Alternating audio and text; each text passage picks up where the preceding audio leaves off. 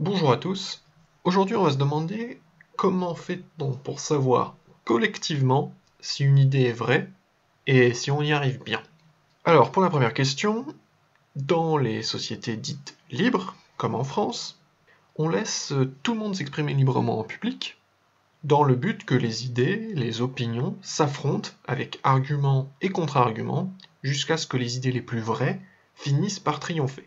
C'est l'idée du marché des idées, initialement de John Milton, un penseur anglais du XVIIe siècle. Pour ce qui est de la deuxième question, on peut se demander, des mensonges ne peuvent-ils jamais gagner la bataille des idées? On sait bien que, hélas, ça arrive. Je ne parle pas ici nécessairement des fausses nouvelles instantanées, qui sont corrigées très peu de temps après parution, mais de celles qui persistent. Par exemple, le glyphosate. C'est très néfaste, n'est-ce pas? Eh bien, toutes les agences sanitaires qui ont évalué ces risques pour la santé des consommateurs ou des agriculteurs disent unanimement que pour une utilisation normale, il n'y a aucun risque. Surprenant, non? Alors, je ne vais pas détailler ici la différence entre risque et dangerosité. En gros, la lessive, c'est dangereux, faut pas en boire, mais il n'y a aucun risque pour votre santé si vous l'utilisez normalement. Pareil avec le glyphosate. Mais là, on tient quand même un exemple où la vérité scientifique est claire, il n'y a pas de risque pour la santé, et où la vérité dans l'opinion publique est tout aussi claire, faut l'interdire parce que c'est dangereux pour la santé. Je caricature à peine. Il y a là une distorsion. Mais quand même, on peut dire qu'en science, ça marche plutôt très bien de faire s'affronter les idées. En tout cas, beaucoup mieux que dans le débat public. Et donc, certains marchés des idées fonctionnent bien, et d'autres plus ou moins bien. Bon, on a posé le problème, on cherche collectivement la vérité, et parfois on trouve quelque chose de faux qu'on érige en vérité. Heureusement, ce n'est pas le cas le plus fréquent. Mais après tout, est-ce vraiment si terrible? Pourquoi la vérité est désirable? Eh bien, j'ai envie de dire, parce que quel que soit le système politique, on a envie que les idées des gens qui gouvernent soient vraies, entre autres choses. Et pas que les gens qui gouvernent d'ailleurs. Naturellement, on peut demander pourquoi. Et la meilleure réponse que je puisse donner, c'est que quand on gouverne avec des mensonges, nombreux ou très gros, sur le long terme, ça finit mal. Je précise que je ne parle pas ici des dirigeants qui mentent, mais de ceux qui croient à des mensonges, des idées fausses, ce qui est beaucoup plus dangereux. Par exemple, si on gouverne avec une idée fausse de comment la monnaie fonctionne, et bien sur le long terme, on peut se retrouver avec une crise monétaire, ce qui d'ailleurs est un événement assez fréquent dans l'histoire, et souvent très néfaste. Avec le glyphosate, ce n'est pas aussi grave, mais si on l'interdit alors qu'il n'y a pas de risque sanitaire, on risque de réduire nos rendements agricoles. Pas si grave, mais si on avait quelque chose de similaire dans tous les domaines de l'économie, on se retrouverait avec une économie globalement beaucoup moins efficace, et donc on serait beaucoup moins prospère. Bon, on va revenir à la question. Pourquoi les marchés des idées ou les marchés de vérité peuvent dysfonctionner? Déjà, ce qui fait qu'ils fonctionnent, c'est que la vérité est intrinsèquement belle et que le mensonge est intrinsèquement laid, et que nous sommes attirés par la beauté et repoussés par la laideur. Mais le problème, c'est qu'il n'y a pas que la vérité qui est belle. Et c'est là que les ennuis commencent, que l'on peut finir avec un beau mensonge et une vérité hideuse. Par exemple, il est quand même beaucoup plus facile de croire que le glyphosate, qui est un pesticide, est néfaste que de croire qu'il est sans risque. Ça semble juste plus beau. Il est intéressant de remarquer qu'il est souvent plus satisfaisant d'exposer un mensonge que d'établir une vérité. Un bon marché de vérité est un marché plein de scepticisme, de doute, des gens qui veulent trouver des mensonges plus que des gens qui veulent trouver des vérités. C'est en partie ce qui fait que les marchés de vérité scientifiques sont moins sensibles aux distorsions, car une bonne dose de doute et de scepticisme est nécessaire à tout scientifique. Les marchés de vérité scientifiques fonctionnent mieux. Mais alors, d'où viennent ces distorsions? Qu'est-ce qui peut rendre un mensonge beau dans un marché de vérité? Le blogueur américain Curtis Yarvin en compte deux, de manière pédante en grec, le thymos et le pistos.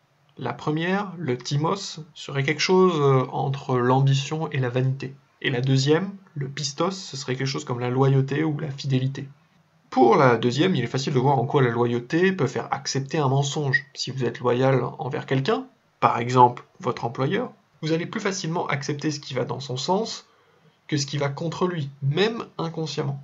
Pour la première, eh bien déjà, j'ai envie de dire, y a-t-il fondamentalement un autre péché que la vanité?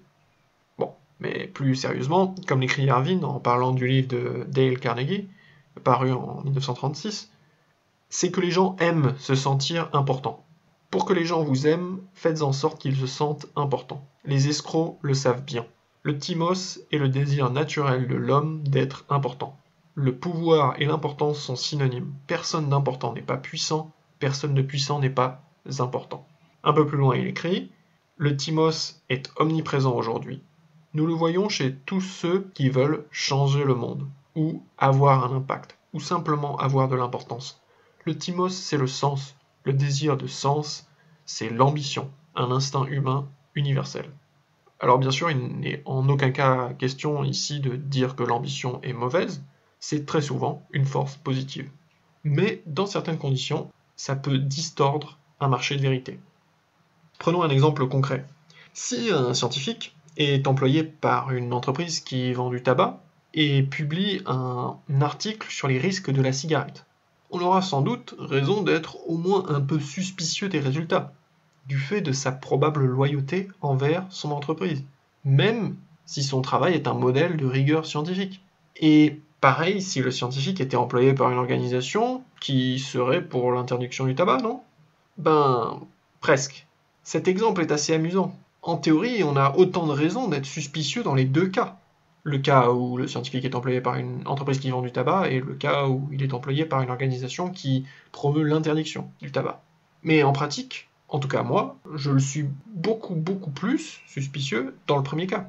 Et le fait que le tabac soit très nocif ne change rien, au contraire même. On pourrait logiquement imaginer que dans le second cas, le scientifique serait plus susceptible d'exagérer des risques réels que le premier de les minimiser.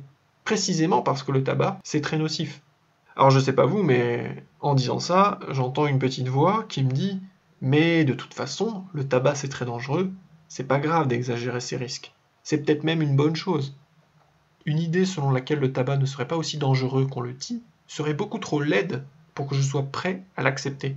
Je ne voudrais pas la propager, au contraire, je serais même prêt à propager l'idée selon laquelle les fumeurs sont plus susceptibles de se faire écraser par une voiture ou de se faire foudroyer, parce que je pense qu'ainsi j'aurais un impact positif. Je contribuerais à inciter les gens à ne pas fumer ou à arrêter, car je veux avoir cet impact.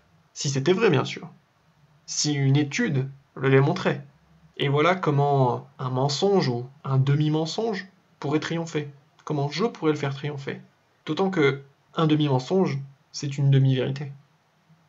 Alors évidemment, là j'ai pris un exemple ostensiblement hypothétique. Mais ce qui rend les grandes distorsions possibles, c'est le pouvoir attaché à un marché de vérité. Sa politisation.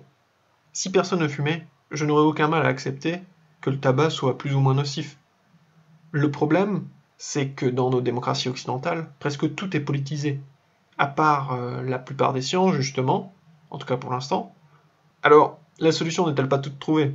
Il faut juste dépolitiser les choses. A priori oui, mais comment? Je ne sais pas. Je ne trouve pas vraiment de réponse satisfaisante. Certains diront qu'il faut plus de technocratie, faire confiance aux experts. Je pense au contraire que ça ne ferait qu'empirer les choses. Les technocrates sont, je pense, plus sensibles aux distorsions liées au thymos, parce qu'ils sont plus liés au pouvoir, et leur loyauté vont tout à l'État. D'autres diront qu'il faut abolir la démocratie et confier le gouvernement à un despote éclairé. Clairement, le despote éclairé, c'est la solution idéale. Mais comment faire en sorte qu'il soit et reste éclairé, au lieu de corrompu ou sanguinaire, ce qui est assez fréquent chez les despotes. Je pourrais finir en faisant une liste d'idées fausses qui se sont imposées dans le débat public. Mais ce n'est pas le but de cette vidéo, donc je le ferai peut-être dans une autre vidéo. Ici, j'ai voulu montrer pourquoi la vérité n'est pas du tout assurée de triompher dans le débat public d'une société libre telle que la France. Merci d'avoir écouté, et à bientôt.